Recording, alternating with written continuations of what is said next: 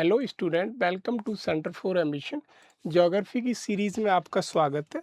जो हमारा physical geography का सॉइल फॉर्मेशन और जियोमॉर्फोलॉजिकल प्रोसेस का टॉपिक है, उसको हम कर रहे हैं। ये हमारा चैप्टर नंबर 6 का हमारा पार्ट है, थर्ड। तो इसको हम समझेंगे कि क्या क्या है। इससे पहले हम देखते हैं कि हमने इसमें क्या पढ़ा जियोमॉर्फोलॉजिकल प्रोसेस में। तो हमने जियोमॉर्फोलॉजिकल प्रोसेस में क्या पढ़ा? मॉर्फिक प्रोसेस जो चैप्टर है, इसमें हमने सबसे पहले पढ़ा कि अर्थ पे जो फॉर्मेशन होती है वो किसकी वजह से होती है। दो तरह के अर्थ की जो फॉर्मेशन है, अर्थ पे जो माउंटेन्स वगैरह बनते हैं, माउंटेन्स वैलीज बनती हैं, वो किसकी वजह से बनती हैं? वो दो तरह के फोर्सेस हैं। एक होता है एक्सोजेनिक फोर्स और एक होता है एंडोजेनिक फोर्स। तो एक्सोजेनिक फोर्स हमारा जो काम करता है वो हमारा डिस्ट्रक्शन का काम करता है, तोड़ फोड़ का काम करता है, और एंडोजेनिक फोर्स हमारा कंस्ट्रक्शन का काम करता है। ये हमने पढ़ा। फिर हमने जो हम पहले पढ़ रहे थे हमारे एंड्रोजेनिक फोर्सेस में, सॉरी एक्सोजेनिक फोर्स में हम पढ़ रहे थे। एक्सोजेनिक फोर्स में हमने पढ़ा कि कैसे हम क्या करते, कैसे हमारी वेदरिंग प्रोसेस होती है, डिनोडेशन बोले, डिनोडेशन, क्षरण कैसे होता है किसी भी माउंटेन का, किसी भी रॉक का। तो सबसे पहले हमने देखा कि इसका पहला स्टेप क्या होता है, वेदरिंग। वेदरिंग के बाद हमने देखा, वेदरिंग हमने देखा कितने प्रकार की होती है, 3 प्रकार की। तो हमने देखा बायोलॉजिक, केमिकल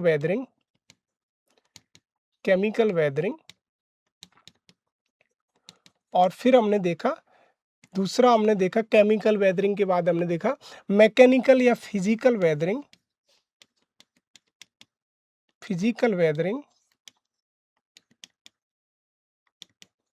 और फिजिकल वेदरिंग के बाद हमने देखा बायोलॉजिकल वेदरिंग।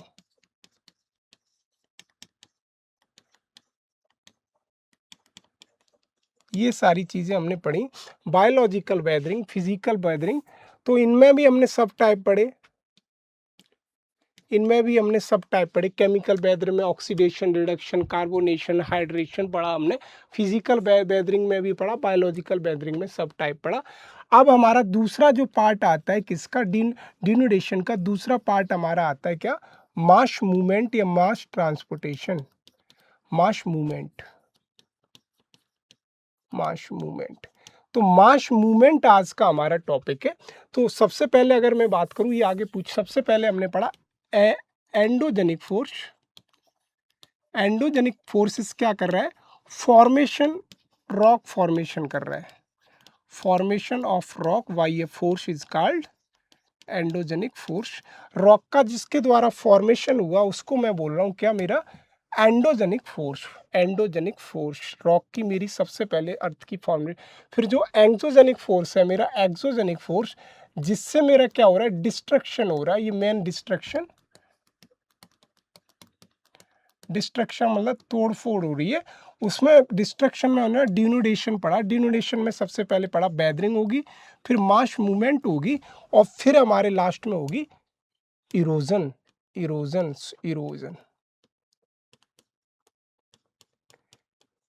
Soil erosion. तो आज जो हम देखेंगे मेरी पहला ये वाला मास मूवमेंट। तो यही हमारा एनसीईआरटी का टॉपिक है। तो हमने वेदरिंग में क्या देखा कि वेदरिंग में जो रॉक है, रॉक पे क्या मेरे हो रहे हैं, वेदरिंग में रॉक पे सिर्फ क्रैक्स आ रहे हैं। किसकी वजह से आ रहे हैं, वेदरिंग में मैंने देखा, वेदरिंग में क्या हो रहा है, वेदरिंग इज द फर्स्ट या initial process of the denudation. First, और या दूसरी बात कहूं, इनिशियल प्रोसेस ऑफ डिनोडेशन।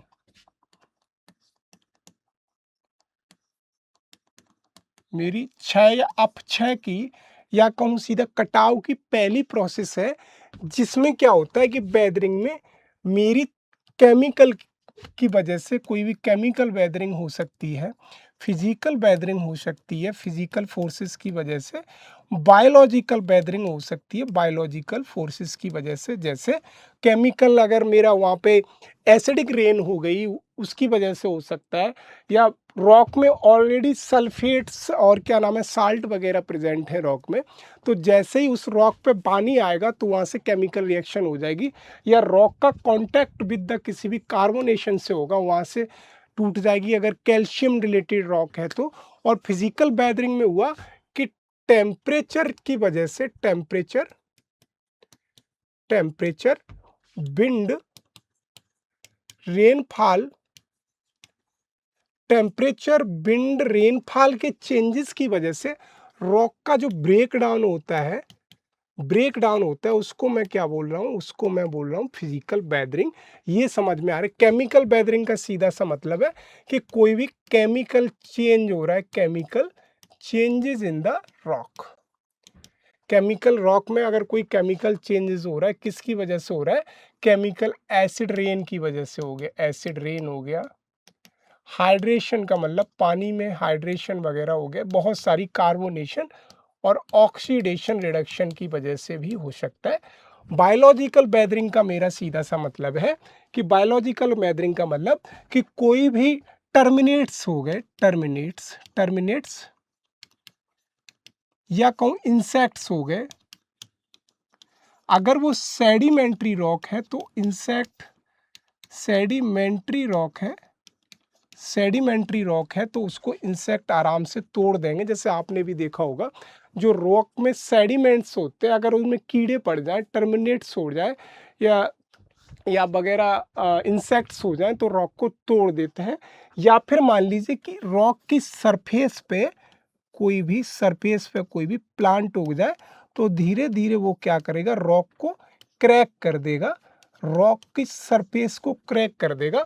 तो वेदरिंग का सीधा सा मतलब हुआ, वेदरिंग का मतलब इनिशियल स्टेज ऑफ द डिनूडेशन। तो यहाँ से सीधा सा मेरा एक चीज समझ में आ रहा है, यहाँ से क्या हो रहा है रॉक में क्या हो रहा है, रॉक में क्रैक्स आ रहे हैं। क्या आ रहे हैं, रॉक में क्रैक्स आ रहे हैं।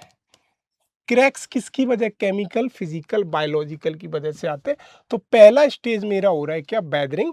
अब जो क्रैक्स आ जाएंगे उसके बाद होगा मेरा इरोजन के बाद होगा मास मूवमेंट। तो क्रैक्स के बाद क्या होगा, इरोजन, और इरोजन के बाद मेरा होगा मास मूवमेंट।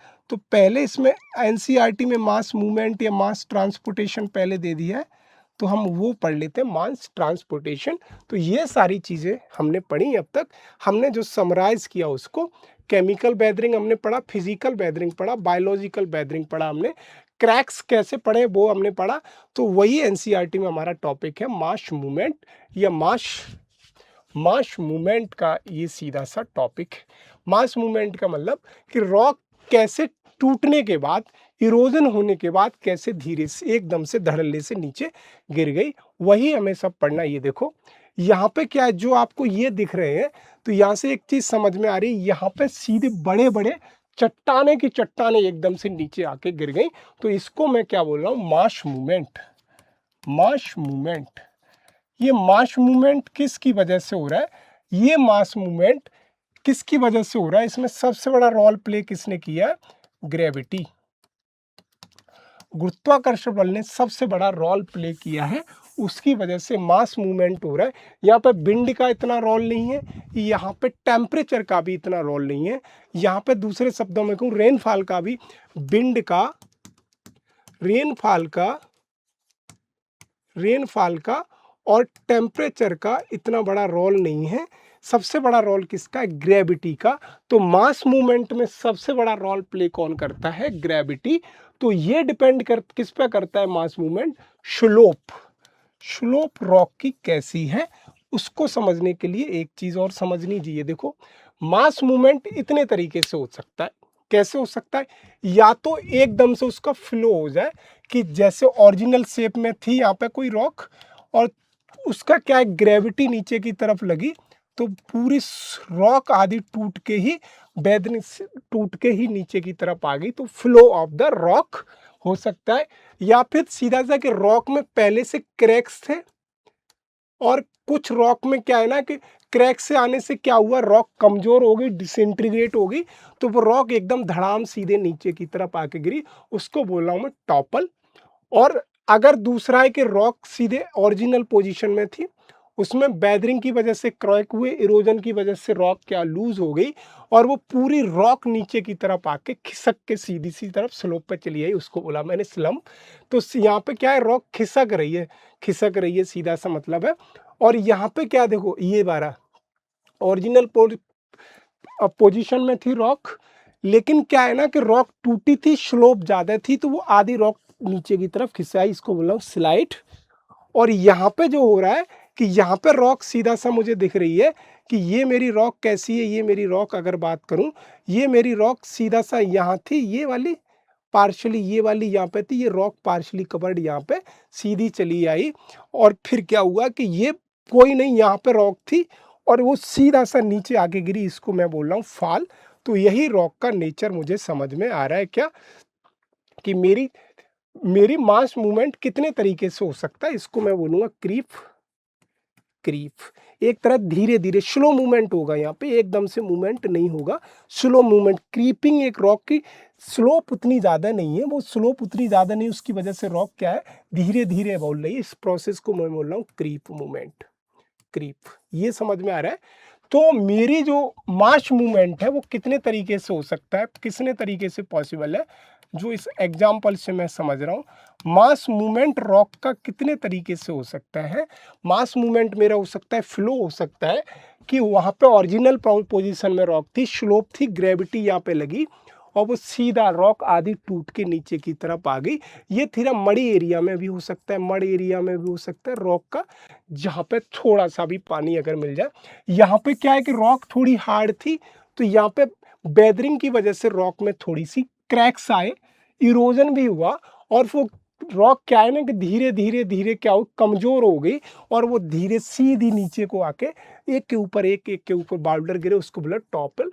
टॉपल स्लम्प का मतलब क्या हो रहा है कि रॉक पहले यहाँ थी, लेकिन स्लोप थी रॉक में पहले से, जैसे ही वीक हुई वो पूरी रॉक टूट के नीचे आ गई, उसको बोल रहा हूँ स्लम्प।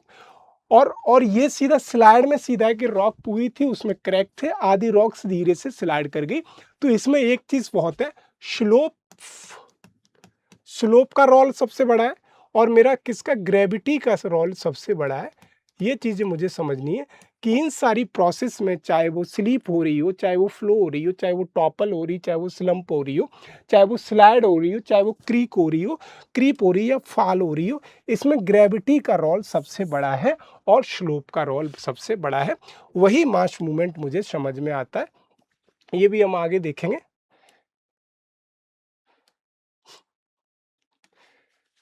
अब देखो, पहला, अब मैं अगर बात करूं, यहां से आ जाऊं मास मूवमेंट पे, कह रहा है दीज, अगर मैं टॉप एनसीईआरटी की बात करूं, कह रहा है these movement transfer the mass of the rock debris down slow under the direct influence of the gravity. यहाँ पे क्या कह रहा है कि यहाँ पे जो मूवमेंट है, रॉक सीधे टूट के गिर रही, डेब्रिस का मतलब मलबा, जो डेब्रिस है रॉक के, जो मलबा है, टूटन है उसकी, ग्रेविटी के जैसे ही कांटेक्ट में आ रही है वो नीचे गिर रही है। दैट मीन्स एयर का, वाटर का और आइस का do not carry debris with them from a place. यहाँ पे सीधा सा मतलब आ रहा है कि एयर का और वाटर का रोल नहीं है, नो रोल ऑफ एयर और वाटर।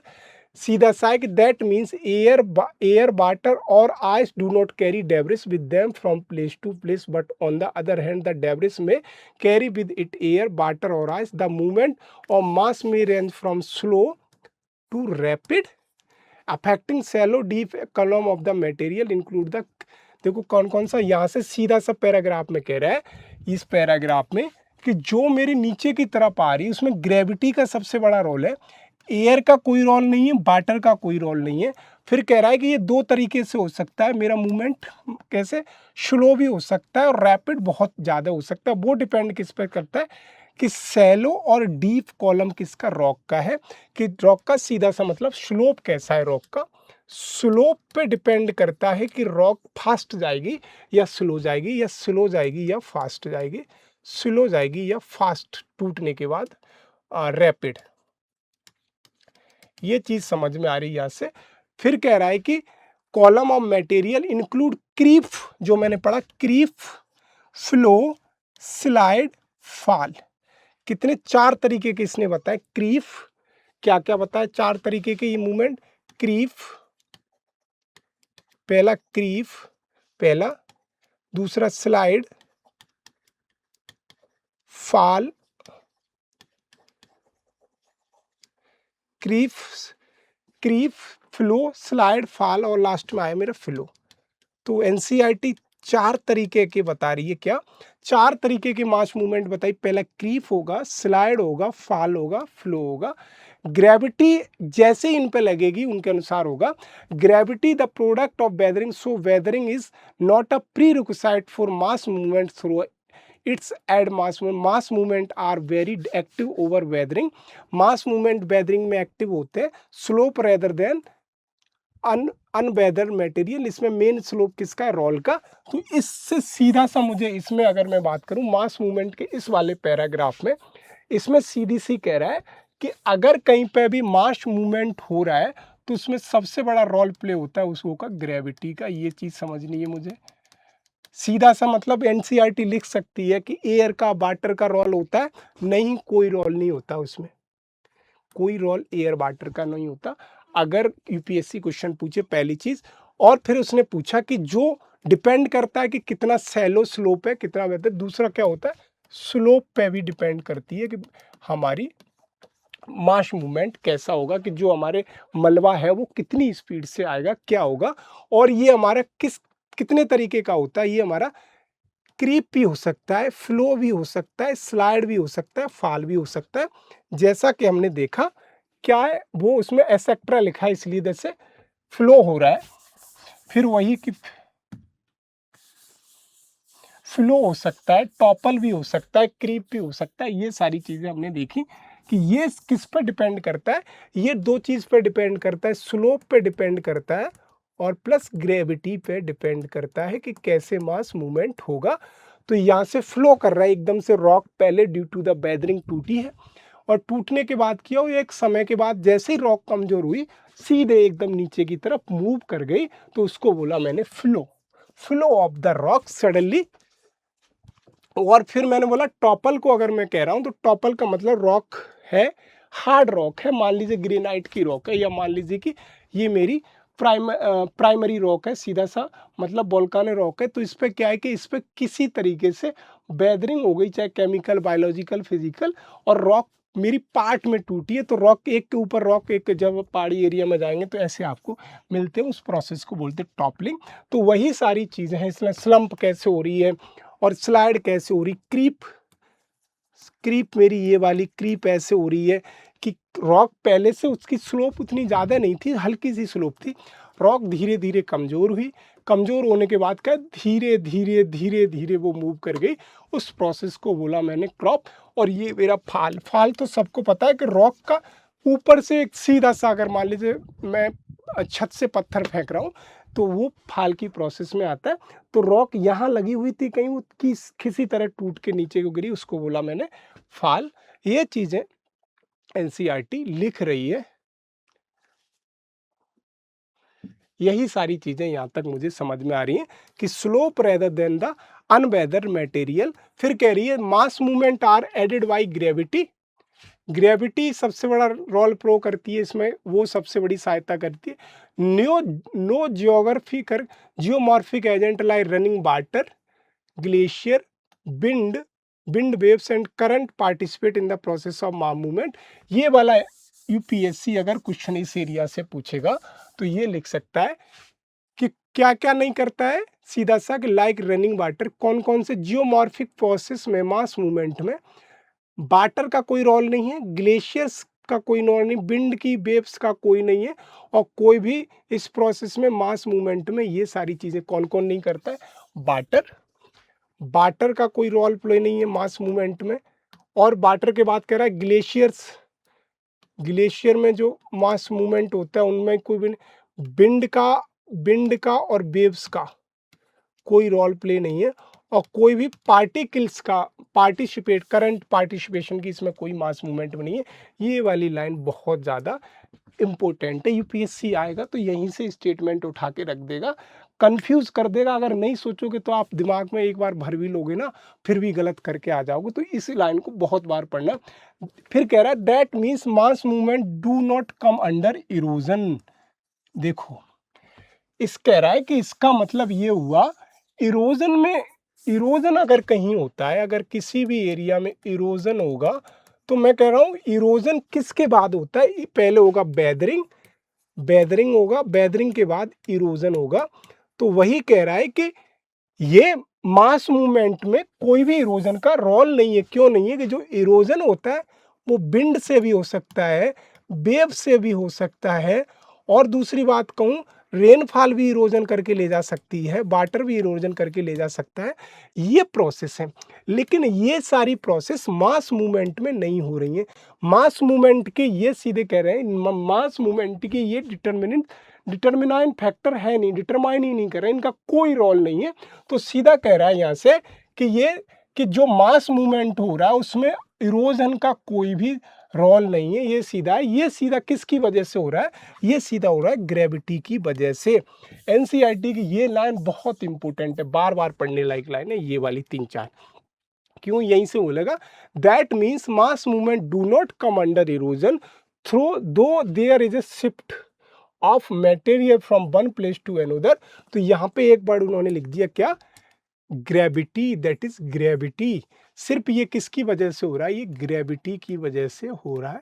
इतना मुझे समझना है। यहाँ पे मास मूवमेंट में फिर एक बार समझो, प्यार से समझो, मास मूवमेंट में विंड का, रेनफॉल का, टेम्परेचर का या वेव्स का कोई भी रोल नहीं है। वहाँ सिर्फ एक चीज रोल प्ले करी, दैट इज ग्रेविटी। वही सीधी एनसीईआरटी बार बार फोकस कर रही है। यहाँ से यूपीएससी अगर क्वेश्चन बनाएगा तो यहाँ से सीधा सा क्वेश्चन बना के दे देगा। फिर कह रहा है material over the slope there are resistance for disturbing the force and will yield only when force greater than. सीधा सा यही कह रहा है कि कुछ फोर्स रेजिस्टेंस करते हैं मटेरियल और कुछ सीधा सा स्लोप बना देते हैं। Weak unconsolidated material, thinly bed rock, fault, sleepy, ये है कि फॉल्ट भी बन जाएगा, स्टीपी स्लोप भी बन जाएगी, डिपिंग, वर्टिकल भी गिर जाएंगे, स्टीप स्लोप पे भी गिर जाएंगे। इस तरीके से abundant precipitation and Torrent rain and security vegetation favour mass movement. फिर ये कह रहा है कि कभी कभी क्या होता है कि सीधे एक चीज और याद रखना, कि कह रहा है कि अगर किसी एरिया में एबंडेंट प्रेसिपिटेशन हो गया, या रेन, प्रेसिपिटेशन का मतलब रेनफॉल हो गई, तो रेनफॉल हो गई, या टोरेंटल रेन हो गई, और क्या रहेगा, वेजिटेशन कम है, वेजिटेशन का मतलब प्लांट कम है, तो इस एरिया में सीधी सी बात है, ये क्या कर सकते हैं? ये फेवर कर सकते हैं किसको? मास मूवमेंट को फेवर कर सकते, but they are not the determining factor. Mass movement की नहीं है। Rainfall and vegetation, lack of vegetation, no vegetation. मान लीजिए किसी रॉक पे पेड़ ही नहीं है, तो वहां से क्या है कि अगर बारिश हो जाएगी तो पूरी रॉक ही नीचे की तरफ चली जाएगी। तो यहाँ पे एक चीज फिक्स है कि ये जो रेनफॉल है या नो वेजिटेशन है, वो फेवर कर सकते हैं किसको? मास मूवमेंट को, but they are not the determining factor.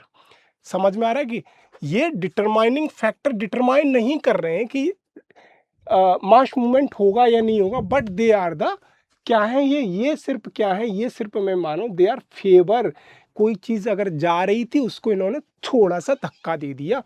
लेकिन जैसे अगर आप रास्ते में जा रहे थे और किसी ने क्या किया, थोड़ी सी आपको लिफ्ट दे दी, कि आप पैदल जा रहे थे तो आपको वो बिठा के ले गया गाड़ी पे, तो वहां से क्या इन्होंने थोड़ा सा फेवर कर दिया, बट उन्होंने तय नहीं किया कि आप घर से निकलना है या नहीं निकलना है, वो पहले से ही आप चले हुए थे। तो rainfall and no vegetation is favouring factor for the mass movement, but not a determining factor of the mass movement. ये चीज़ यहाँ से समझनी है।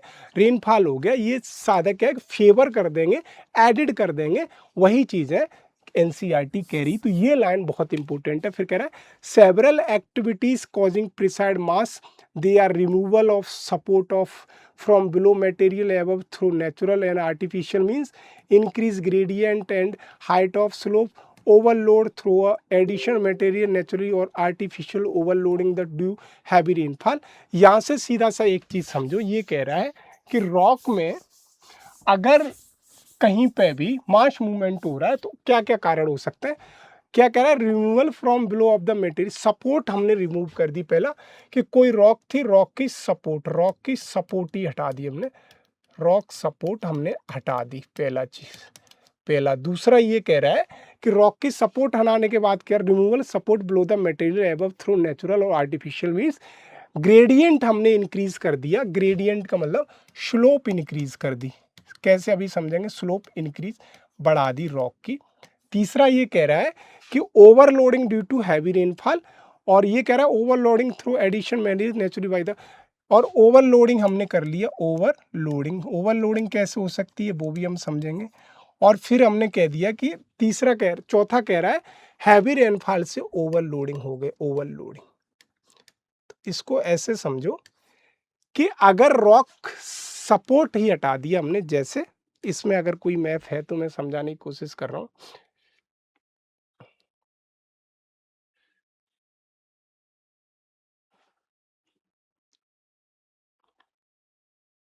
जैसे यहां से समझ लो, यहां से इससे समझने की कोशिश करो।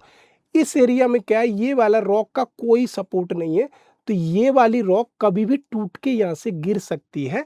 तो पहला चीज तो यही समझ में आ रहा है कि किसी भी रॉक की सपोर्ट ही नहीं है, तो यहाँ से मास मूवमेंट की प्रोबेबिलिटी बढ़ जाती है कि इस एरिया में इस रॉक की सपोर्ट अगर होनी थी तो ऐसे होनी थी, यहाँ से मास मूवमेंट। तो सपोर्टिंग नेचर भी है कि चाहे हमने आर्टिफिशियल तरीके से या नेचुरल तरीके से, या तो हमने इस रॉक को तोड़ लिया हो आर्टिफिशियल तरीके से, या मान लीजिए कि ये नेचुरल तरीके से रॉक धीरे धीरे यहाँ से टूट गई हो, तो सपोर्टिंग जैसे ही हम हटाएंगे किसी भी रॉक की, चाहे आर्टिफिशियल नेचुरल तरीके से, तो that is the trigger effect of the mass movement. Trigger effect है मास मूवमेंट का, ये चीज हमें समझनी है। और फिर कह रहा है कि स्लोप का ग्रेडियंट भी डिपेंड करता है कितनी स्लोप है। तो इसी अगर मैप से अगर देखो कि स्लोप का ग्रेडियंट सीधा मतलब कि स्लोप कैसी है, कि इनमें सारे में देखो जहां पे भी स्लोप जितनी ज्यादा हाई होगी उतनी ज्यादा सीधा एक मास मूवमेंट होगा। कि अगर देखो यहाँ पे मैं कह रहा हूँ क्रीपिंग हो रही है, क्रीपिंग का मतलब धीरे धीरे चल रही है, तो स्लोप बहुत कम है, और यहाँ पे भी स्लोप इससे ज्यादा है, और यहाँ पे स्लोप ज्यादा है, सबसे ज्यादा स्लोप यहाँ पे, तो यहाँ पे मास मूवमेंट होने के चांसेस ज्यादा है। इसकी देखो स्लोप इससे थोड़ी सी कम है लेकिन ज्यादा है, तो यहाँ पे तो सीधा मतलब है स्लोप का ग्रेडियंट कितना है। अगर एकदम खड़ी स्लोप है तो यहाँ से मास मूवमेंट ज़्यादा होगा, एकदम ऐसे ही कम होगा, और एक वर्टिकल सीधा सा हॉरिजेंटल है तो वहाँ से मास मूवमेंट कम होगा। ये चीज़ हमें समझनी है। तो मास मूवमेंट डिपेंड करता है किस पे, पहला सपोर्टिव नेचर क्या है रॉक का, सपोर्टिव नेचर कितना है। अगर हमने वहाँ से आर्टिफिशियल या नेचुरल तरीके से उस रॉक का सपोर्ट जो सिस्टम है कि नीचे रॉक ऑलरेडी थी उसको हमने काट लिया, या दूसरे शब्दों में कहूँ, ये मेरा सबसे, हम बोले rate hole mining. Rate hole mining का सीधा सा मतलब होता है कि अगर किसी एरिया में माइनिंग हुई है, कोयले की माइनिंग हुई है, तो वहाँ पे वो लोग क्या करते हैं, बीच में एक बहुत बड़ा सा पिलर सा छोड़ देते हैं, किसका, कॉइल का। लेकिन जो लोकल लोग होते हैं उनको इतनी टेक्नोलॉजी, इतना सेंस नहीं रहता है, वो उस पिलर को ही आके काटने लगते हैं, तो वो पूरी एकदम धड़ाम सीधे नीचे कॉइल की रॉक गिर जाती है। उसको बोलते हैं रेट होल माइनिंग। तो वहाँ पे बहुत से लोग दब जाते हैं। तो ये किसका एग्जाम्पल है, rate hole mining is the supportive nature का एग्जाम्पल है, कि जैसे ही सपोर्टिव नेचर हटा रॉक पूरी नीचे आके गिर गई। दूसरा क्या है इसमें, दूसरा वो कह रहा है कि स्लोप पे डिपेंड करता है। तो स्लोप का हमने देखा कि कहीं पे भी अगर देखो, अगर ये पत्थर एकदम से गिर रहे हैं तो वो स्लोप पे डिपेंड कर रहे हैं। यहाँ पे कोई भी वाटर नहीं है, कोई भी विंड का वाटर का नहीं है, वो क्या है, स्लोप पे नेचर कर रहे हैं। और जितनी ज़्यादा स्टीप स्लोप होगी उतनी ज़्यादा इसका मूवमेंट हो जाएगा। तो स्लोप का नेचर भी डिपेंड करता है मास मूवमेंट पे। ये चीज़ समझने लायक है। फिर ये कह रहा है कि फिर मतलब ओवरलोडिंग, ओवरलोडिंग का सीधा सा मतलब है कि रॉक पहले से क्या है कि रॉक पे हमने प्रेशर डाल दिया और वो आर्टिफिशियल भी हो सकता है। कह रहा है increase the gradient height of the slope overloading through additional material naturally by artificial. अगर ये रॉक है, रॉक पे क्या है नेचुरल तरीके से अगर प्लांट वगैरह उग के आ गए या और नेचुरल आर्टिफिशियल तरीके से रॉक पे प्रेशर हमने डाल दिया, या मान ली इस रॉक पे हमने मकान वगैरह बना ले, तो उससे क्या होगा, जो हमने देखा है कि नेपाल में या उत्तराखंड में, हिमाचल प्रदेश में जो हमारा लैंडस्लाइड होता है वो इसी कारण से होता है, ओवरलोडिंग ऑफ द रॉक को हमने क्या किया, रॉक को काट के वहाँ पे मकान बना लिया, तो उससे क्या है रॉक का पूरा स्ट्रक्चर ही चेंज हो गया। तो वहाँ से सीधा शामिल ओवरलोडिंग नेचुरल तरीके से, और कह रहा है कि एडिशनल मटेरियल आर्टिफिशियल तरीके से भी ओवरलोडिंग कर सकते हैं। तो यहाँ से क्या है मास मूवमेंट, रॉक सपोर्टिंग ही हटा लोगे तो हो जाएगा, स्लोप पे भी निर्भर करता है, और आर्टिफिशियल तरीके से और नेचुरल तरीके से ओवरलोडिंग होगी तो भी हो जाएगा। यही सारे में थे। और पांचवा अगर removal of the material load from after occurrence of earthquake, फिर कह रहा है अर्थक्वेक भी,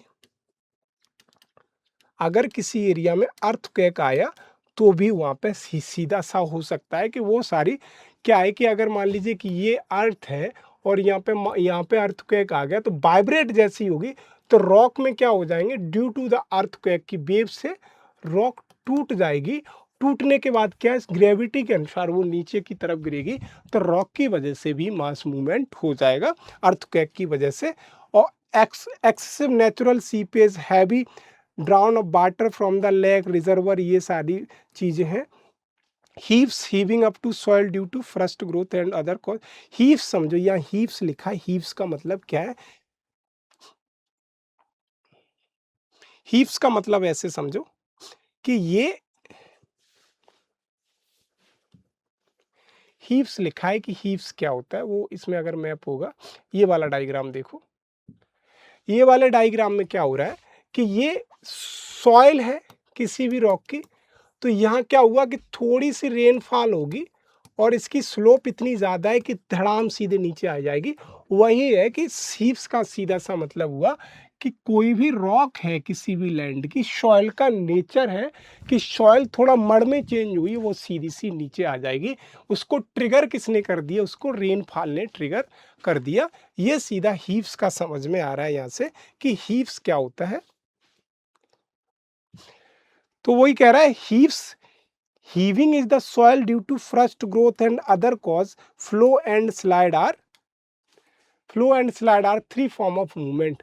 फ्लो कर रहा है, फ्लो, स्लाइड और हीव्स, ये तीन फॉर्म ऑफ मूवमेंट की देखी, वो फिगर में हम सीधे से देख सकते हैं। देखो फ्लो का, देखो फ्लो, स्लाइड और हीव्स, ये तीन फॉर्म्स हैं किसकी, मेरी, ये मेरी मास मूवमेंट की मेन तीन फॉर्म्स बता रहे। कैसे होगा, फ्लो अगर हो रहा है तो फ्लो के लिए सबसे बड़ी, जैसे फ्लो का सीधा सा मतलब है कि ये मेरा अगर रॉक है, कोई रॉक थोड़ा सा क्या होगी, रॉक में जैसे ही हल्का सा पानी मड़ में चेंज होगा और वो अर्थ की तरफ फ्लो कर जाएगा, उसको मैं बोलूँगा फ्लो।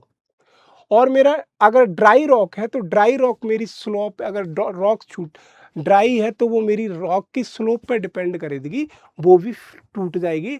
और हीव्स का सीधा सा मतलब हो रहा है कि फ्लक्शन होता है रॉक का, सॉलिडिफिकेशन का सीधा सा मतलब है कि पानी आया उस पर और रॉक टूट गई, रॉक के ब्रेक हो जाने से, रॉक के ब्रेक हो जाने से रॉक एक जगह से दूसरी जगह मूवमेंट कर गई, उसको बोल रहा हूँ हीव्स। ये सारी चीज़ें तो तीन मैंने देखा कौन कौन से हैं मेरे, फ्लो, मेन, फ्लो और स्लाइड एंड हीव्स, ये सारी चीजें इसमें बताई गई हैं। फिर कह रहा है mass movement can be grouped under the three major cause, slow movement, और फिर क्या रैपिड मूवमेंट और लैंडस्लाइड, ये सबसे बड़ा है। ये तीन हमने सारे देखने की मास मूवमेंट। सबसे पहले देखो हमने देखा इस चैप्टर में क्या मास movement, mass movement, mass movement, mass movement में हमने पढ़ा, मास मूवमेंट को हमने सबसे पढ़ा कि मास मूवमेंट में क्या होता है, रॉक टूटती है और कैसे कैसे मास मूवमेंट करती है। फिर वो कह रहा है कि मास मूवमेंट कैसा हो सकता है, पहला मेरा मास मूवमेंट स्लो हो सकता है, स्लो हो सकता है, दूसरा फास्ट या रैपिड हो सकता है, और तीसरा लैंडस्लाइड हो सकता है, लैंडस्लाइड। अब तक हमने मास मूवमेंट कैसे हो जाएगा, लैंडस्लाइड, वो पढ़ा। ये कैसा कि पहला एक स्लो तरीके से मेरा क्या होगा, पहला मेरा स्लो होगा। स्लो का मतलब कि आपको वो दिखेगा ही नहीं कि आप वहाँ खड़े हैं, आपको दिखेगा ही नहीं, और वो आपको 24 घंटे में नहीं दे 24 घंटे खड़े रहो नहीं दिखेगा, वो धीरे धीरे कब दिखेगा आपको, 1 महीना 2 महीना 10 महीने बाद मूवमेंट दिखेगा। तो इसका टाइम पीरियड कहूँ कि अगर 1 2 3 4 5 मंथ के बाद आपको हल्का सा मूवमेंट दिखेगा, किसमें, रॉक में, उसको मैं बोलूँगा स्लो मूवमेंट। कि 2 से 4 महीने या 2, या सीधे से कहूँ इसका कोई फिक्स नहीं है, 2 to 4 मंथ के बीच में रॉक का जो मूवमेंट दिख रहा है उसको मैं बोल रहा हूँ क्या, उसको मैं बोल रहा हूँ स्लो मूवमेंट। रॉक का क्या बोल रहा हूँ, slow movement of rock, slow movement, slow movement of rock. ये चीज समझ में आई कि 2 से 4 महीने, ज्यादा भी हो सकता है। फास्ट का सीधा सा मतलब ये हुआ कि ये सडनली विदिन, आप वहां पे खड़े हैं और वहां पे तुरंत देखने को मिल गया, तो सडन होता है ये, sudden movement, sudden movement of rock, sudden movement of rock, ये सडन मूवमेंट है। लैंडस्लाइड का मतलब वेरी सडन, बहुत जल्दी।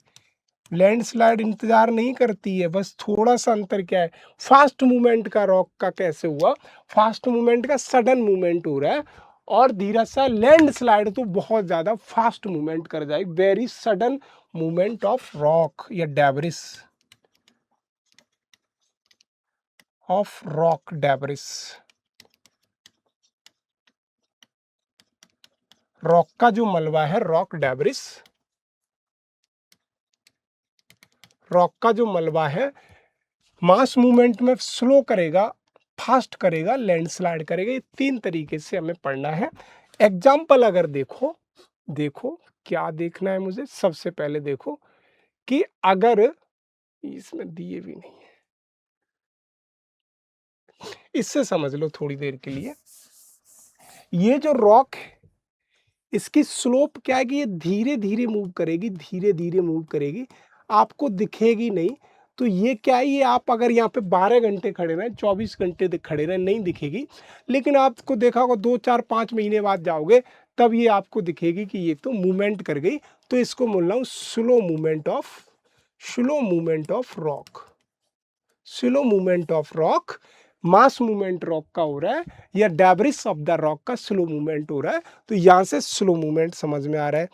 अब बात ये आ जाती है कि अगर मान लीजिए ये जो बाउल्डर्स, ये रॉक आपको दिख रही है इतनी बड़ी, बहुत सारी बड़ी रॉक दिख रही है, इसमें क्या है कि ये फास्ट मूवमेंट किए होंगे, फास्ट मूवमेंट का, हल्के हल्के हल्के हल्के एकदम आगे होंगे, ऐसा नहीं कि एकदम भर भर आके गिरे होंगे। ये पहले एकदम सीधा सा हल्के हल्का मूवमेंट हुआ होगा, फिर जैसे ही स्लोप मिला होगा तो ये सीधे से मेरे चेंज हो गए होंगे किसमें, हाँ पता नहीं सर।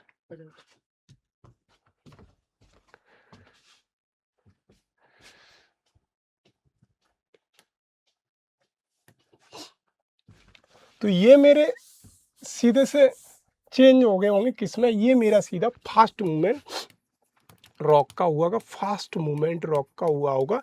ये फास्ट मूवमेंट क्या है कि आपको 30 से 40 मिनट में भी देखने को मिल गया होगा, तो इसे बोल रहा हूँ fast movement of the rock.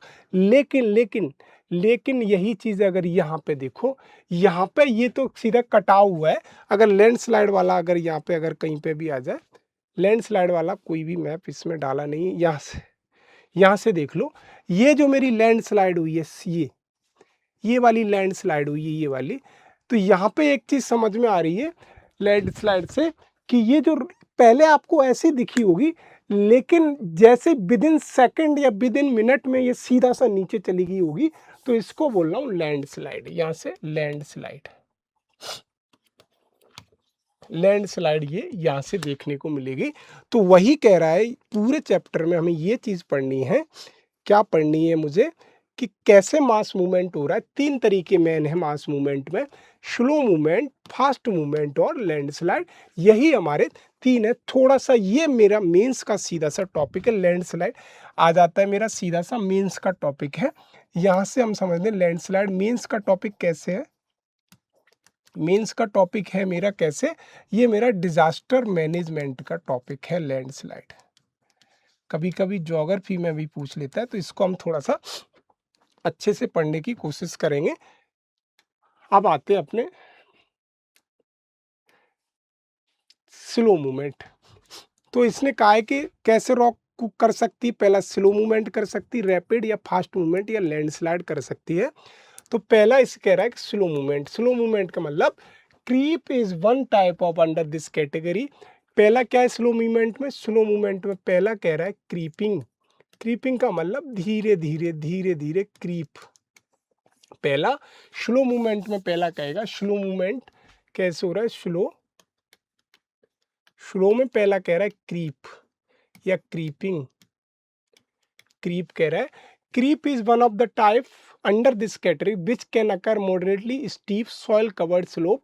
Creeping का मतलब कोई सॉइल है वो धीरे धीरे मूव करती है, उसको मैं बोल रहा हूँ क्रीपिंग। क्रीपिंग का मतलब बहुत धीरे धीरे हो रहा है क्रीपिंग तरीके से। Movement of material extremely slow, extremely बहुत ही कैसा होता है, movement of the material extremely slow and imperceptible except through extended observation, कि आपके ऑब्जर्वेशन से क्या है कि उतना जल्दी नहीं पकड़ पाओगे। फिर कह रहा है मेटेरियल इन्वॉल्वमेंट सॉइल में भी हो सकता है, रॉक में भी हो सकता है। Have you ever seen fence post telephone poles learn down. सीधा सा आपने जैसा देखा है कि जैसे कहीं पे भी आपने देखा होगा कि अगर कहीं पोल लगा है तो पोल धीरे धीरे 6 महीने 4 महीने बाद आपको देखा है एक तरफ झुक जाता है। उसका रीज़न क्या है कि पोल जिस रॉक पे लगा है वो रॉक धीरे धीरे मूवमेंट कर रही है, उसी को सीधा बोल रहा हूँ मैं क्रीपिंग। देखिए कोई टेलीफोन का पोल है या मान लीजिए फेंस लगी है कई एरिया में, वो भी जैसे दीवार अगर देखा जाए तो दीवार भी हमारी धीरे धीरे एक तरफ टिल्टेड या झुक जाती है। That is the process of creeping of slow movement या मास मूवमेंट का एक टाइप है। और कह रहा है कि वर्टिकल भी पोजीशन में हो सकता है और लीनियर पोजीशन में भी हो सकता है। Have you that due to the creep effect depending upon type of material involve several type of creeping. Soil creeping, soil creeping हो सकती है हमारी, टेलस ट्रिपिंग भी हो सकती है, रॉक क्रीपिंग भी हो सकती है, रॉक ग्लेशियर क्रीपिंग भी हो सकती है। तो क्रीपिंग को उसने किस 3-4 बार पार्ट में बांटा है। कौन कौन सी क्रीपिंग को 4 पार्ट में बांटा है। पहला माना है इसने सॉइल क्रीपिंग, सॉइल क्रीप पहला उसने बताया क्रीपिंग का, सॉइल क्रीपिंग। सॉइल पहला का, इसको अगर मैं ए लिख दूं तो पहला उसने बताया क्रीपिंग में सॉइल क्रीपिंग, सॉइल क्रीपिंग। दूसरा उसने बताया क्या बताया मुझे, talus creeping, talus creep,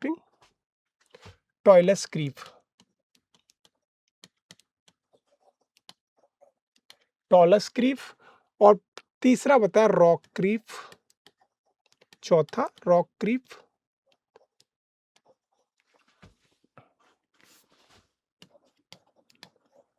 rock creep और चौथा वो बताया rock glacier creep, rock glacier creep. ये सारी प्रोसेस क्या है, ये चीज़ समझ में आ रही है। ये जो प्रोसेस हो रही है ये बहुत स्लो हो रही हैं। तो सबसे पहले सॉइल क्रीपिंग की अगर बात करूं तो सॉइल क्रीपिंग का सीधा सा मतलब हुआ किसी एरिया की अगर सॉइल है वो धीरे धीरे क्या है नीचे की तरफ आ रही, बहुत धीरे। टॉलस ट्रिपिंग का सीधा सा मतलब हुआ कि उस एरिया की सॉइल धीरे धीरे आ रही है और वहाँ पे प्लांट्स का भी मूवमेंट दिख रहा है। और रॉक तो आप सर रॉक का क्रीपिंग, और यहाँ से रॉक ग्लेशियर कीपिंग में मैप नहीं है, अगर मैं उससे समझाने की कोशिश करूँ तो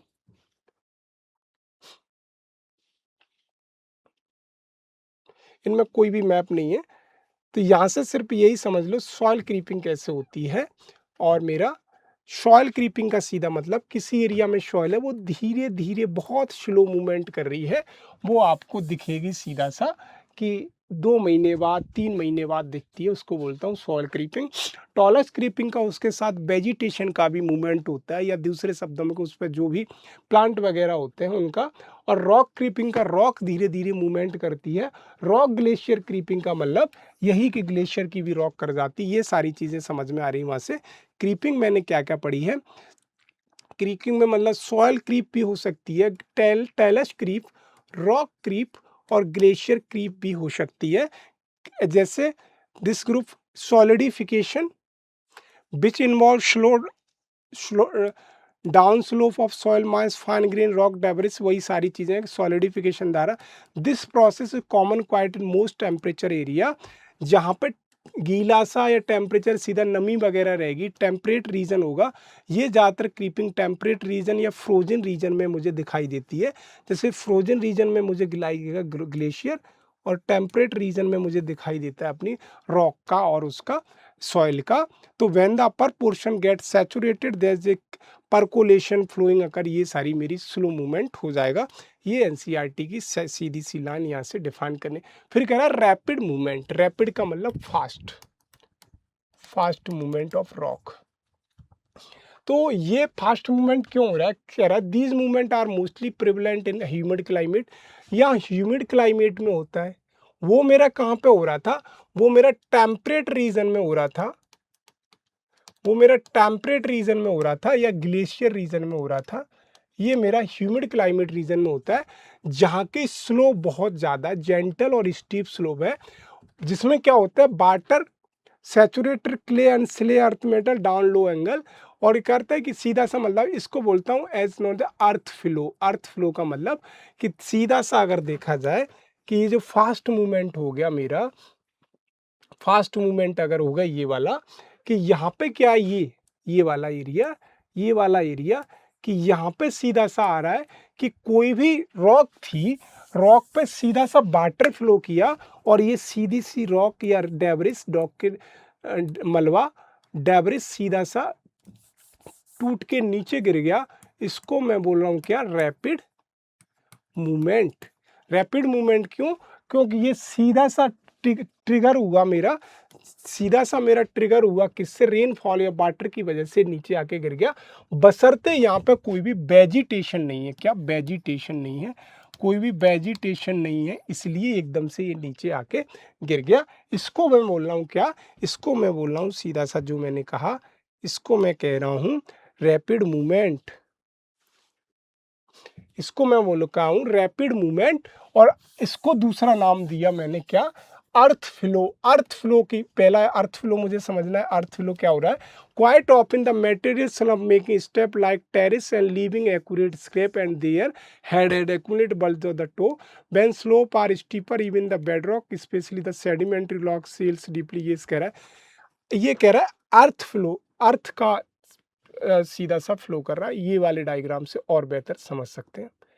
ये वाला डायग्राम यहाँ पे देखो, ये किसके एग्जाम्पल है? ये मेरे एग्जाम्पल है रैपिड मूवमेंट के। रैपिड मूवमेंट में एक पहला मेरा आ रहा है क्वेश्चन, अर्थ फ्लो, उसने वर्ड यूज किया अर्थ फ्लो। अर्थ फ्लो ये आपको दिख रहा है, ये जो टेरिस टाइप लेयर आके, इसको मैं बोल रहा हूँ अर्थ फ्लो। जो टेरिस टाइप बन रही, छत टाइप लेयर बोल रही, इसको अर्थ फ्लो। कि अर्थ का एक मूवमेंट क्यों अर्थ फ्लो हो रहा है? कि यहाँ पे वेजिटेशन ही नहीं है। तो लैक ऑफ वेजिटेशन क्या है? कि वो मूवमेंट ही रैपिडली हो। अगर वेजिटेशन होता तो शायद इसको जकड़ के रखता। तो अर्थ फ्लो में पहली क्वालिटी मैंने देखी, वेजिटेशन नहीं होगा, और सीधा सा एक टेरिस टाइप में मेरा क्या है ना, मलबा नीचे की तरफ आके गिरेगा। वो सीधा समझ में आ रहा है। Earth flow quite of in the material slump making steep terraces. इसको जो स्टेप होता है टेरिस टाइप बन जाता है, leaving accumulate scrap at the head and accumulation bulge and the two when the slope are steeper even the bedrock especially soft sedimentary rock like shale में हमें दिखने को मिलेगा, आग्नेक्स रॉक में भी कभी कभी दिखने को मिल जाता है। another type this category is mud flow। mud flow another type दिखेगा। mud flow का मतलब in the absence of vegetation। Earth flow यहाँ पे मैंने दिखा क्या? पहला रैपिड में, रैपिड समझो, रैपिड में मेरा क्या हो रहा है? रैपिड मूवमेंट में रूपेड मूवमेंट में पहला मेरा हो रहा है earth flow. Earth flow, earth flow में मेरा कोई भी वेजिटेशन नहीं है। वेजिटेशन का अर्थ फ्लो क्यों हो रहा है? इसमें कोई भी वेजिटेशन, कोई भी प्लांट नहीं है, तो एक पूरा का पार्ट नीचे को धसक के आ रहा है, उसको मैं बोल रहा हूँ अर्थ फ्लो। दूसरा कह रहा है mud flow. Mud flow, mud flow is highest. Mud flow, mud flow में क्या होगा? मड फ्लो में वेजिटेशन होगी, वो भी नीचे आ जाएगी। वेजिटेशन, वेजिटेशन भी होगी, वो भी इसके साथ खिसक के, जैसे मड फ्लो, जैसे लैंडस्लाइड होता है तो प्लांट टिलांट सब नीचे आ जाता है। तो पहले होता है अर्थ फ्लो। अर्थ फ्लो में क्या होता है? टेरिस टाइप बनता है, जहाँ पे कोई भी वेजिटेशन नहीं होती है। अगर वेजिटेशन होती तो शायद अर्थ फ्लो होता ही नहीं, क्योंकि वेजिटेशन उस एरिया को जकड़ के रखती। लेकिन मड फ्लो क्या है कि थोड़ा सा वाटर मिलेगा, ये थोड़ी हार्ड भी हो सकती है या ह्यूमिड भी हो सकती है। मड फ्लो में सीधा सा मतलब है कि वाटर थोड़ा सा मिला और वो सीधा सा मड फ्लो कर गया। मड फ्लो का सीधा सा मतलब ये हुआ कि ये इस एरिया में अगर ये प्लांट वगैरह, ये देखो ये मड फ्लो का एग्जांपल है। ये देखो ये प्लांट है, उखड़ के नीचे आ गए, ये सारे प्लांट नीचे आ गए। तो this is the example of the mud flow. जितने भी उस पे मड फ्लो का एग्जांपल, कैसे जितने भी प्लांट्स वगैरह थे, जितनी भी वेजिटेशन थी, वो नीचे आ गई। और ये मेरा एग्जांपल है अर्थ फ्लो का, इस पर कोई भी वेजिटेशन नहीं, नीचे टेरिस टाइप ये बन गई। तो mud flow and mud flow अलग चीज है। मड फ्लो का मतलब जिसके साथ वेजिटेशन भी सीधी उखड़ के आ जाती है, और अर्थ फ्लो का मतलब वहाँ वेजिटेशन नहीं आती है या वेजिटेशन होती ही नहीं है, उस एरिया में होता है मेरा। जिस एरिया में, किस एरिया में जहाँ वेजिटेशन नहीं होगी, उस एरिया में होगा, उसको बोलूँगा अर्थ फ्लो। और जिस एरिया में वेजिटेशन होगी और वहाँ पे वेजिटेशन साथ में आ जाएगी, उसको बोलूँगा मड फ्लो। वही एनसीईआरटी ने सारी चीज़ें लिखी हुई हैं। वही क्या लिखी हुई है कि अर्थ फ्लो क्या होता है? अर्थ फ्लो सीधा सा कि जहां पे वेजिटेशन नहीं आती। और मड फ्लो का मतलब आता है in the absence of vegetation cover and with the heavy rainfall thick layer of the weathered material get saturated with water and either slowly. ये सारी चीजें समझ में मुझे आ रही हैं।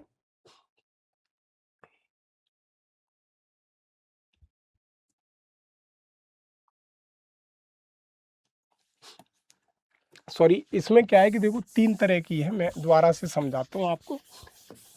एक अर्थ फ्लो, पहला अर्थ फ्लो, अर्थ फ्लो जिसमें क्या है कि सीधा अर्थ का मूवमेंट हो रहा है टेरिस टाइप। दूसरा मेरा क्या है? Mud flow. मड फ्लो जिसमें वेजिटेशन मूवमेंट नहीं कर रही है, उसके लिए सॉरी वेजिटेशन मूवमेंट। और तीसरा avalanche, debris avalanche, debris, debris avalanche.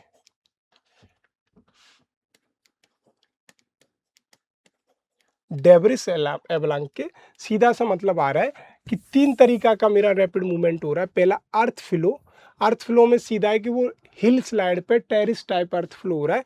Mud flow में क्या कह रहा है कि वेजिटेशन नहीं होती इसमें, इसमें अर्थ मड फ्लो में वेजिटेशन नहीं होगी, मूवमेंट कर जाएगा।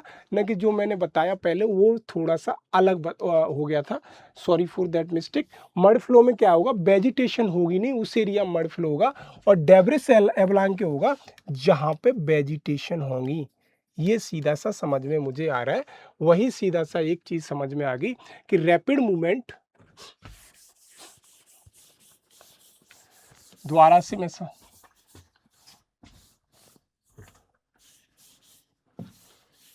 अब हम समझते हैं रैपिड मूवमेंट क्या होता है।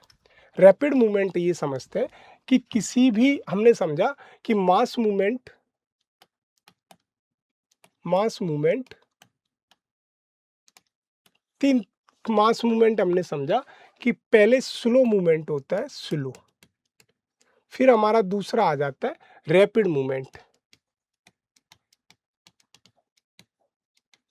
Rapid movement. तो हम रैपिड मूवमेंट को एनसीईआरटी ने डिवाइड किया। पहला है मेरा कौन सा? अर्थ फ्लो, अर्थ फ्लो। दूसरा है मेरा क्या? Mud flow. और तीसरा है मेरा डेब्रिस एवलांके, डेब्रिस एवलांके।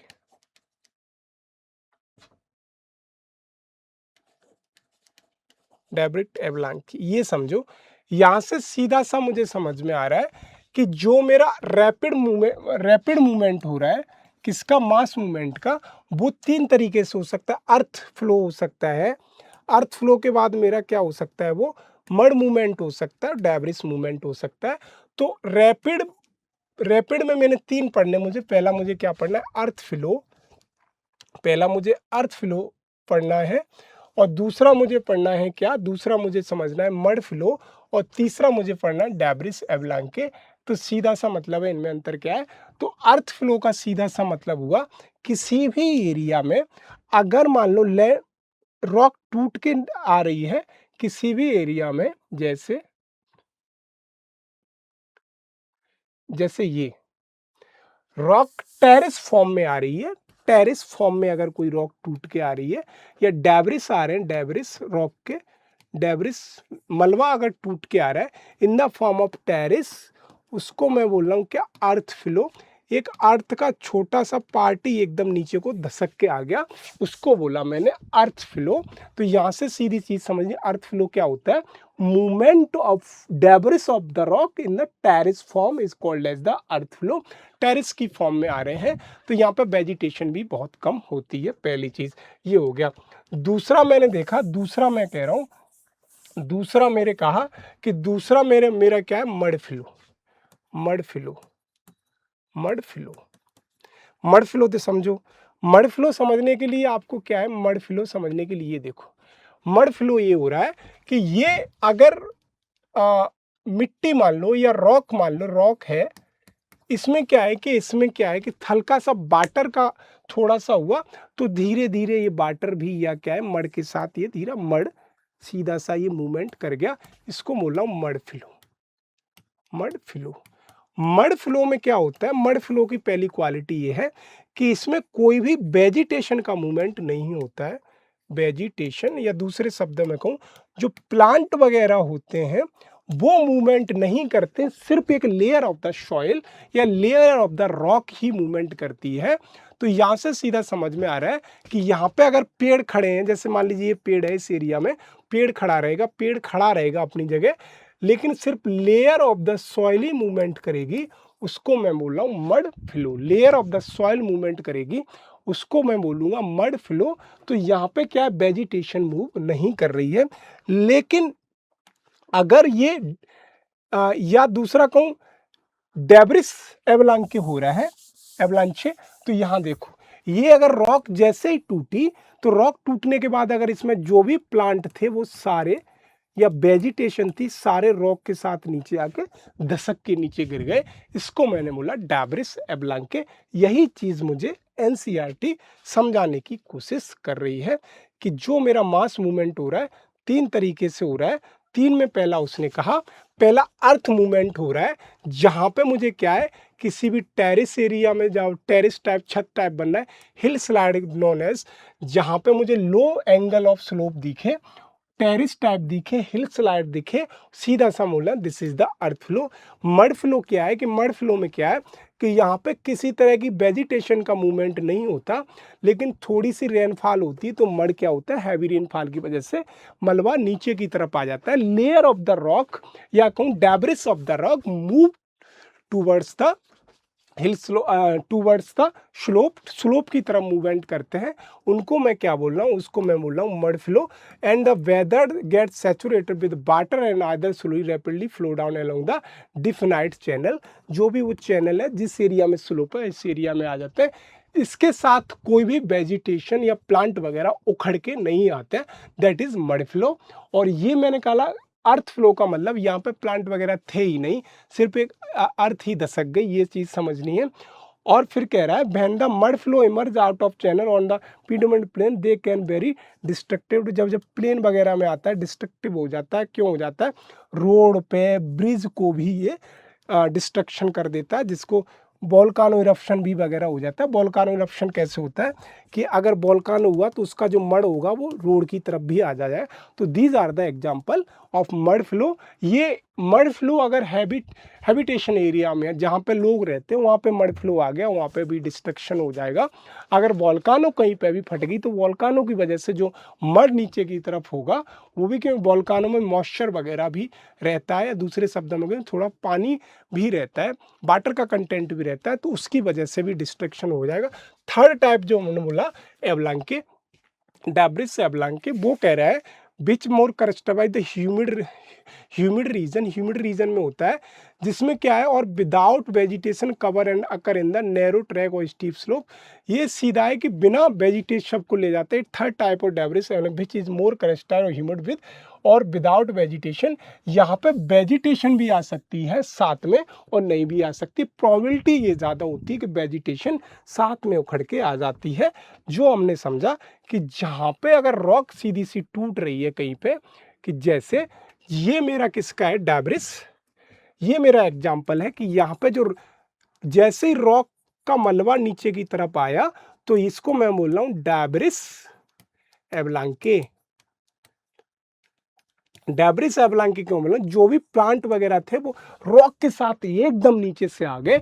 तो मूवमेंट समझ में एक चीज आ रहा है, सबसे पहले अगर होगा as per the nature of the movement, पहला क्या होगा मेरा, पहला मेरा होगा अर्थ फ्लो, दूसरा होगा मड फ्लो और लास्ट होगा मेरा डेब्रिस फ्लो। वही एनसीईआरटी में बार बार लिखा है डेब्रिस फ्लो का, ये वाला, कि डेब्रिस फ्लो कैसे हो रहा है, कि वेजिटेशन भी साथ में आ सकती, विद द वेजिटेशन भी हो सकता है, और vegetation cover occur in narrow trap slip. This debris avalanche can be much faster than mud flow से होता है। Debris avalanche similar to snow avalanche. अब ये पीसीएस यूपीएससी में पूछा हुआ सवाल है, किसले, एवलांके। एवलांके का सीधा सा मतलब आइस एवलांके की बात कर रहा है, वहां पे वर्ड यूज किया था ग्लेशियर एवलांके। तो यहाँ से सीधा सा समझ में आ रहा है कि यहाँ से उसने पूछा था कारण क्या है, इसके रीजन क्या है, किस किस एरिया में ग्लेशियर एवलांके इंडिया में होता है। मेंस का क्वेश्चन है ये, तो एनसीईआरटी ने यहीं कहीं से उठाया होगा। तो वही सीधा है कि तीन तरीके से हमने पढ़ा है। कौन कौन से पढ़े हैं, पहला हमने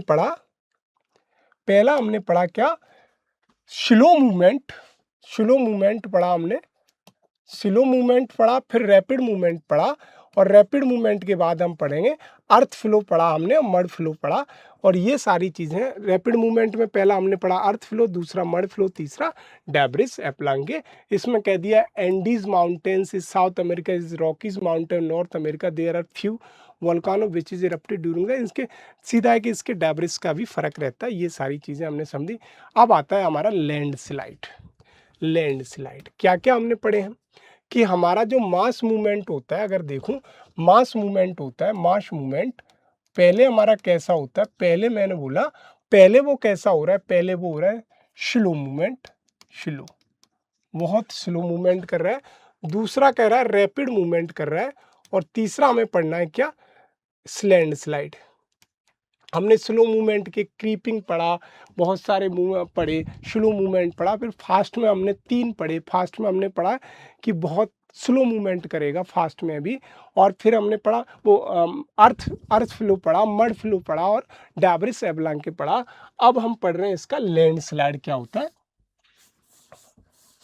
लैंडस्लाइड का सीधा सा मतलब हुआ कि लैंडस्लाइड का अंतर साइज में थोड़ा सा किससे, फास्ट फ्लो या रैपिड फ्लो से ज़्यादा होता है। वही सीधा ये समझ में आ रहा है कि these are non relatively rapid and perceptible movement.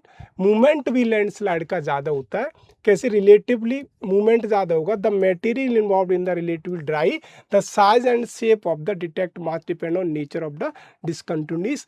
अंतर क्या होता है, अगर लैंडस्लाइड का देखूं फास्ट मूवमेंट वाले रैपिड फ्लो से, पहला लैंडस्लाइड का नेचर है, लैंडस्लाइड का नेचर, लैंडस्लाइड का movement of the rock fast होगा, फास्ट मूवमेंट होगा, रॉक फास्ट, ड्राई होगी, ड्राई होगी, और तीसरा है साइज इसका ज़्यादा होगा, साइज ज़्यादा होगा। ये समझ में आ रहा है, तीन चीज़ें डिफरेंट कर रही हैं किससे, फास्ट मूवमेंट से, साइज में, ड्राई में, और मेरी फास्ट मूवमेंट में। वही कह रहा है कि these rock are relatively rapid, perceptible movement or size of shape of the detect mass depend on the nature discontinuous in the rock. The degree of weathering and the steepness of the slope depend on the type of movement. Material several type of identified categories. This is slump. Slump पहला है, slump is a slipping of one of the several. यहाँ से समझ लो, यहाँ से पहला इन्होंने कहा कि स्लम्प, यहाँ पे लैंडस्लाइड में अगर टाइप ऑफ लैंडस्लाइड अगर बता रहा है लैंडस्लाइड, तो पहला लैंडस्लाइड में बता रहा है ये क्या, स्लम्प। पहला इसने बताया स्लम्प। स्लम्प समझते हैं, स्लिपिंग ऑफ, स्लम्प की बात बता रहा है ये। Slump movement of tape, rapid rolling और स्लाइडिंग। डेब्रिस स्लाइड पहला बताया इसने, फर्स्ट स्लम्प, स्लम्प। दूसरा बता रहा है ये डेब्रिस स्लाइड, डेब्रिस स्लाइड। और तीसरा डेब्रिस स्लाइड के बाद ये अर्थ डेब्रिस का मूवमेंट कर रहा है, फिर कह रहा है कि स्लाइडिंग इंडिविजुअल फोर्स रॉक, फिर कह रहा है रॉक स्लाइड। तीसरा बता रहा है rock slide, rock slide. Rock slide बता रहा है सोदा लैंडस्लाइड आकर, स्टीप स्लोप स्लाइड आकर। ये तीन तरीके के हमें लैंडस्लाइड समझने। पहला स्लम्प लैंडस्लाइड क्या होता है, स्लम्प लैंडस्लाइड का मतलब, स्लम्प लैंडस्लाइड हमें समझना है। फिर उसके बाद हमें समझना है कि डेब्रिस स्लाइड क्या होता है, जिसमें मलबा सीधे गिरता है, रॉक सीधे गिर जाती है।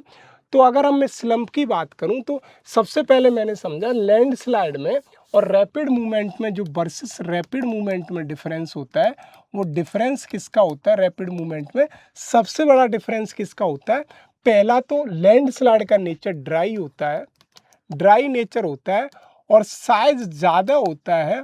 और तीसरा मैंने कहा इनका क्या है, साइज के अलावा इसकी जो स्पीड होती है वो as compare to rapid movement of rock, rapid movement of debris of rock ज़्यादा होती है। तो अगर सबसे पहले देखो स्लो होगा, फिर स्लो के बाद फास्ट होगा, फिर लैंडस्लाइड होगा। लैंडस्लाइड, ये तीनों वर्ड स्लो, फास्ट और landslide as per the speed, ये सारी चीज़ें यहाँ पे मिलेंगी। तो वही पहला स्लम्प समझना है। स्लम्प का मतलब slipping of one or several unit rock with a backward rotation with the respect of slope over which movement take place, rapid rolling or sliding of earth debris without backward rotation of mass nozzle debris। सीधा सा मतलब है कि slump का सीधा सा मतलब है कि कोई भी body slipping one or several unit of rock debris with a backward or rotation with respect of the slope over which the movement take place। Slump का यहाँ से देखो, अगर यहाँ से कि जो रॉक है ये वाली, ये जो डेब्रिस में अगर थोड़ा सा इसे कनेक्ट करूं कि ये लैंडस्लाइड अगर हो रहा है, ये रॉक है, backward movement of the rock नीचे की तरफ स्लोप की तरफ हो रहा है, कि इसके वजह से क्या है कि इसके पीछे वाली रॉक है वो भी इसके पीछे मूवमेंट कर रही है। क्यों कर रही है कि उसका यहाँ से क्या है सपोर्ट खो दिया, तो ये सारी रॉक धीरे धीरे धड़म सीधे नीचे आके गिरेंगी। इसको क्या बोल रहा हूँ मैं, इसको सीधा सा बोल रहा हूँ स्लम्प। तो स्लम्प का मतलब है कि एक रॉक के हटने से दूसरी रॉक का सीधा सा क्या है सपोर्ट खो गया, वो रॉक उसी को फॉलो या मूवमेंट कर रही है। वही एनसीईआरटी यहाँ से लिख रही है कि backward movement of the rock. क्या लिख रही है, लिख रही है कि slipping of one or several unit of rock debris with the backward rotation with respect to the slope over which movement.